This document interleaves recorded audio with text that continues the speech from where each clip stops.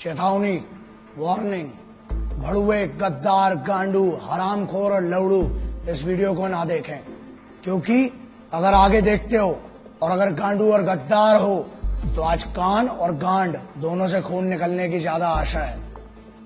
जो इंटेलेक्चुअल्स हैं, जो हाई सोसाइटी के लोग हैं, वो ना देखें। आज तो मिट्टी की कसम है, जो बात करूंगा कड़वी करूंगा, देखना नहीं देखना आपकी मर्जी है। गद्दारों और देशभक्तों के बीच में एक बहुत बड़ी लड़ाई है।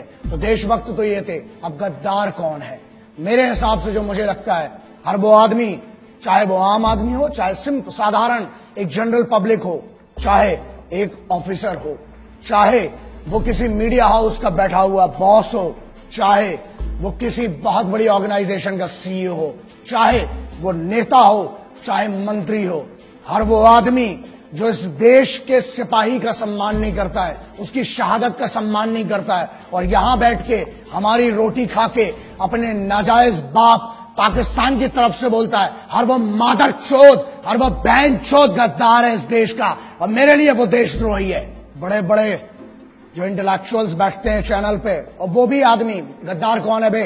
जो यहाँ की फैसिलिटी चाहिए, एजुकेशन यहाँ की चाहिए, हमारा टैक्स पर एक भारत के आम जो नॉर्मल बंदा है, जो मेहनत करता है, मिडिल क्लास का आदमी, उसके टैक्स पर तुमको पढ़ाई चाहिए, और तुम उसके बाद चैनल्स पर बैठ के बहरान बानी जैसे मादर चोदों को, टेररिस्ट एक नहीं जितने आएंगे बहन चोद गांड में घुसड़ देंगे, उतनों को मारेंगे मादर चोदों को। समझ में आए बे?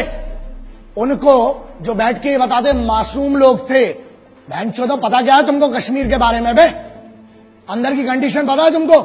जो गुमराह करते हैं इस देश के बच्चों को, उनको स्कूल कॉलेजेस नहीं जाने देते और अपने लौंडों को विदेश में पढ़ाते हैं। मेरे लिए हर वो मादरचोद, हर वो आदमी गद्दार है जो यहां बैठकर यहाँ की रोटी खाकर, चाहे कहीं पर भी बैठे, किसी भी लेवल का हो, चाहे अंग्रेजी में बोले चाहे हिंदी में बोले, जो भी पाकिस्तान की इस हरकत का और मेरे उन भाइयों को सोते हुए मारा जिन मादरचोदों ने, उनकी तारीफ करने वाला वो हर आदमी गद्दार मादरचोद इस देश का राष्ट्रद्रोही है, गद्दार है, बहनचोद। मैं हमेशा कहता हूं, और मैं ऑपरेशंस जो थे मैं उसके बारे में बात नहीं करना चाहता था। कोई भी ऑनगोइंग ऑपरेशन है, ठीक है, वॉर है, if it's a war zone then there is no problem. तुम हमारे मारोगे, हम तुम्हारे मारेंगे, इक्वालिटी है, युद्ध है, लेकिन यहां पहली बार था कि युद्ध के नियम तोड़े गए, इसलिए बात करना पड़ेगी आज। यार सोते में तुमने हमला किया और सामने से मारो ना बे, तुम्हारी भी इज्जत है, तुम भी सिपाही थे, बहुत पहले इसकी इज्जत कर ली। टेररिस्ट की इज्जत नहीं, सिपाही होते हैं, ऐसा सोल्जर। मैंने पिछले वीडियो में कहा कि मैं इज्जत करता हूं किसी भी देश का सिपाही हो। अबे तुम क्या बात करते हो बे? तुम तो मुर्दे नहीं अपनाते हो। हमने फिर भी इज्जत की, बोला, तुम्हारी तारीफ की, सबकी तारीफ की, लेकिन अब युद्ध के नियम टूट चुके थे। लाखों ईमेल आए हैं, 7 लाख से ऊपर ईमेल हैं, पूरी टीम पागल हो चुकी है जब से हमला हुआ है कि सर अब कुछ बोलना पड़ेगा। और आज बोलना इसलिए जरूरी है क्योंकि जवाब देना पड़ेगा। कुछ बड़ुओं को अब पता नहीं इनको क्या बोलूं, समझ में नहीं आता, क्योंकि एक वीडियो में मुझसे गलती हुई थी, मैंने कुत्ता बोल दिया था एक आदमी को। उस भड़ुए को कुत्ता बोल के ना मुझे गम हुआ, क्योंकि जब मैंने घर जाके अपने वो 2 शेर देखे ना, कुत्ते देखे, जब घर के देखे वो बच्चे, तब लगा कि यार कुत्ते से तो वफादार कोई होता ही नहीं है। इन हरामियों को मैंने कुत्ता बोल के ना, उस कुत्ते की जात पे मैंने उसकी बेइज्जती कर दी। एक नेता है, एक सांसद है, एक स्पोक्स पर्सन है, उसने एक बात कही, क्या कही वो बहुत जरूरी है, मैं आपके सामने पढ़ के सुनाता हूं। उसने फेसबुक में, ट्विटर में क्या शेयर किया और बेशर्मी से क्या लिखा और क्या कहा, उसका जवाब आज जरूरी है। उरी में मारे गए सारे सैनिक घूस देकर आर्मी में भर्ती हुए थे, अच्छा हुआ साले मारे गए। इस पर इतना हाय तौबा क्यों? भारत माता के लिए बोझ बने हुए थे, आतंकियों ने सही काम किया। इस आदमी ने एक दूसरे इंटरव्यू में, एक और आइटम है, एक और है, उसने क्या कहा? उसने ये कहा कि भारत की तरफ से जो सिपाही मरे उरी में, वो शहादत नहीं है। शहीद कौन हुए? जो पाकिस्तान की तरफ से आए। ऐसा है नेताजी, मादरचोद, हमको भी मौका दो ना तुमको ऐसा इस टाइप का शहीद करने का, बहनचोद। एक काम कर, सजेशन देता हूं, बहुत गांड में गूदा है ना, बोल मत बहनचोद। एक काम कर, अब तेरे पास जो सिक्योरिटी है ना पुलिस की, उनको हटा और बाहर जाओ और एक सिपाही के परिवार से जिसका शहीद हुआ है, उरी की छोड़, कभी भी उसके परिवार से जाके जरा बोल। गांड में घुसड़ देंगे तो पूरी तेरी राजनीति जितनी तेरी चल रही है ना। अबे तेरे को शर्म आना चाहिए। देश का माहौल क्या है बे? आज देश गम में डूबा हुआ है और तुम जैसे भड़ुए मादरचोद, तुम लोग बहनचोद इसको अपनी मीडिया बाइट के लिए, अपनी पब्लिसिटी के लिए, तुम्हें पता है क्या दुख देते हो बे तुम। अबे पिछले हजारों बार बोल चुका हूं, कुछ नहीं दे सकते हो तो मादरचोद इज्जत तो दो कम से कम शहीदों को। सुनो बे झाटू, मंत्री है जो तुम्हारा है ना, जो तुम्हारा पद है, तेरा प्रोटोकॉल नहीं पता है, तेरा ना मेरे पास पूरी ज्यादा डिटेल नहीं है, लेकिन सुन, बहुत गांड में कूदा है, तेरे को बहुत चर्बी है ना। मेरे इसी में ईमेल आईडी आता है, मेरी चैनल का एड्रेस आता है, बहनचोद भेज वहां पर अपना एड्रेस भेज और अपना नाम भेज। और तेरे को बहुत गर्मी है ना, अबे फौज ना गांड में नीचे डंडा डालेगी, कान से निकालती बहनचोद। अभी फौज के मर्जी, तुमने फौज के भी मार नहीं देखी है ना, अभी तुमने हमारा सम्मान देखा है बहनचोद। तेरे को बहुत गर्मी है, जो तेरे पास पुलिस का कैडर मिला है ना, तो क्या कहता है कि पुलिस के जो है वो, एक और स्टेटमेंट दिया ना इसी आदमी ने कि सोते रहते हैं, है ना। एक और मादरचोद है दूसरा, वो पुराना वाला भड़ुआ साला जिसको अपन ने पहले भी बात किया था हरामी के बारे में। क्या कहता है कि पुलिस और फौज में वही लोग जाते हैं जो अनपढ़ होते हैं या जिनके घर में कोई 1 रुपए का पढ़ा नहीं होता है, और जो लोग सिर्फ और सिर्फ 10वीं 12वीं बड़ी मुश्किल से पास कर पाते हैं, वो लोग जाते हैं। सुन, अब तेरे को बताता हूं, अबे चूतिए मादरचोद, तेरे को पता भी है फौजी होता कौन है?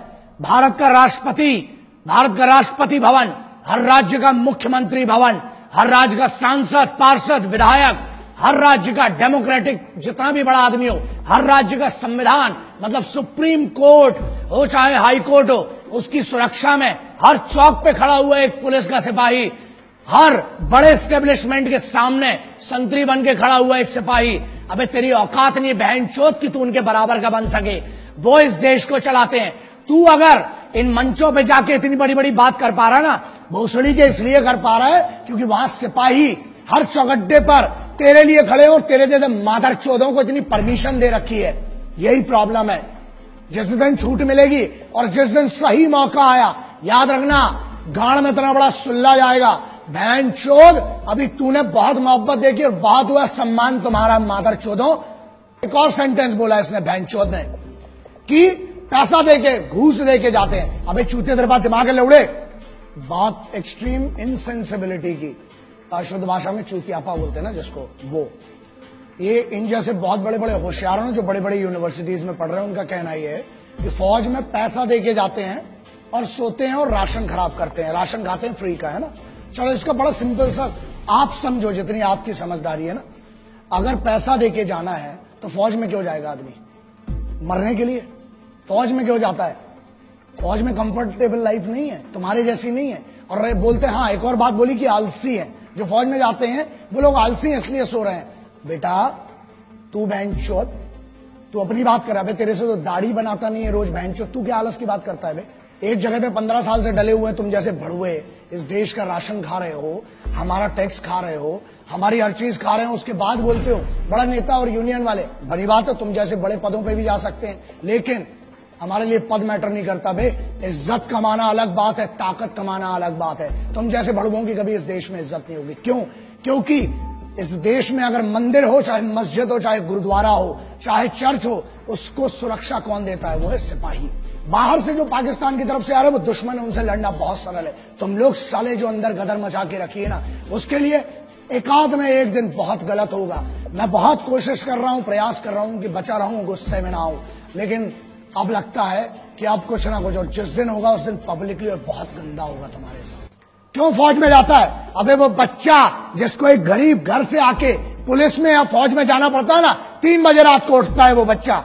जब बेंचो तुम लोग पार्टी कर रहे होते हो ना वहां पर अपने कॉलेज में, यूनिवर्सिटीज में और अपने बड़े बड़े भवनों के अंदर, बड़ी बड़ी मैस में जब तुम पार्टी करते हो बेंचो दो, अबे तुमको पता भी है सिपाही होता क्या है। क्योंकि सुनो, प्रॉब्लम यह है हमारे देश में, ना एक नेता का लौंडा आज तक सिपाही बना, ना आज तक ये भोसड़ी के जो यूनियन में बैठे हैं, कोई अमीर का लौंडा आज तक सिपाही नहीं बना।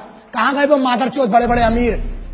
अबे भोसड़ी के खेल के लिए समय देने वालों को, मैच जीतने वालों को क्या मिलता है? इनाम मिलता है ना। और वहां जो जान अपनी बॉर्डर पे लगाते हैं, -60 50 में वहां लड़ रहा है आदमी, घूस देके गया, चल माना बहन चोद तेरी बात, चल घूस दे के गया बहन चोद, तू दे देना मादर चोद, है गाड़ में दम तेरी, तू जा घूस दे के बहन चोद उधर पे, एक दिन की नौकरी कर मादर चोद।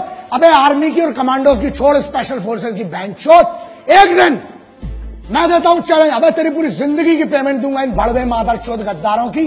जा एक दिन ट्रैफिक पुलिस का काम करके देख मादर चोद, धूप में वहां खड़े होकर देख, पानी में खड़ा होकर देख, मुंबई पुलिस हो चाहे दिल्ली पुलिस हो चाहे हरियाणा हो चाहे उत्तर प्रदेश हो, एक पुलिस के सिपाही का काम करके देख, फौज की तो बहुत दूर की बात है, तेरी गांड में इतनी दम रही है बहनचोद। और सुन, ये बात क्लियर सुन ले, आज तुम जैसे मादर चोदों को अगर मार के जेल जाना पड़ा, 14 साल मंजूर है बहनचोद। जिस दिन मेरे सामने पड़े ना मादर चोद, मारूंगा, लेकिन एक बात पक्की है, पब्लिकली मारूंगा, अकेले कभी नहीं मारूंगा, क्योंकि तुम जैसे आगे और पैदा ना हो बहनचोद। अबे मुझे तो शर्म आती है, माफ करना, जिसने तेरे को पैदा किया ना मां, मुझे माफ कर दे, तेरे को भी नहीं पता था कि ऐसी मादर चोद औलाद पैदा करोगी मां आप।